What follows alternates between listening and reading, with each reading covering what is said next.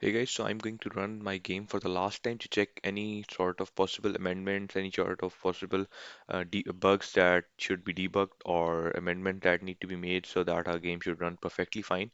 So for that, what I'm going to do is that uh, there was one possible error that I have to came to know that whenever this thing tile come in and we click on in yellow, it's become yellow, but we can click multiple times on it and scores also added. So we don't want that. We want it to be clicked only one time and scored to be added only one time, and we want some sort of piano tiles to be coming fast whenever the game is started. Their speed should be low, and when the game increase and goes on, the speed should increase. So we need to implement these two functions. Let's get into the code here, into the tile action, into the script that is attached to your uh, attached to your tile, this piano prefab here. So my tile action is attached to it. So what I'm going to do is that first of all, I'm going to create a private integer type I, and that value should be of 1. The other thing that I'm going to do is I'm going to create a private bool is checked, or I'm going to say is clicked, and at the start is clicked should be equal to false. And in this input.mouse get button, we are going to check that if is clicked is equal to false, then we are going to click this thing. And when you have click it in this if click loop, you should convert your clicked, is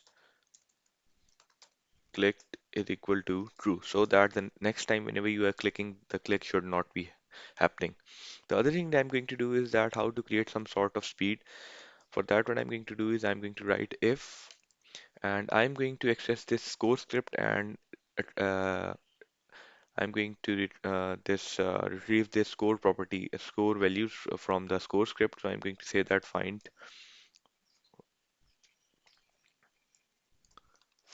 object of type, and in this I'm going to say that we are going to score script and retrieve the score value here. And I'm going to say that if this score is greater than I multiply by 10. So basically at the starting I value is 1. So at the time it should be 1 multiplied by 10, and that should be value 10. So when we are in it, we are going to say that speed should be plus is equal to 100. So that the speed should increase by 100 whenever the score is greater than 10, and I'm going to increment the I++. So I have now incremented it, so the next time I value should be equal to 2. So whenever the value is equal to 20, the score should also be increased, and that will go on and on until the game is finished.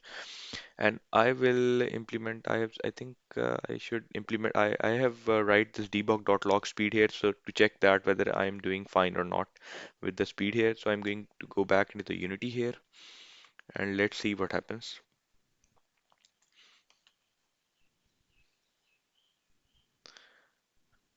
Now you can see that I can only click once, we cannot click twice on the piano tiles here. And so far so good, I'm going good. Now you can see that my score is 12, the speed should also be increasing. So I'm going to play for let's see, head back into the console here. You can see that 500, 500, 500, and when we are above the 10, you can see that score increases to 600. So I guess these were some possible amendments that you need to make, and now we have completed pretty much everything in the piano tiles. The other thing that we need to add is the graphics here because graphics are no good here. So I'm not adding that part, editing the graphic part. So if you want to learn the whole 2D course and if you want to master your C Sharp and your game development course skills, then you should take my other course that will be launched in the at the I think mid of the March or the starting of the March. That course is equal to 20 or 20 plus hours, and in that course I will be teaching every detail, every single thing that you need to know about when you are creating a 2D game.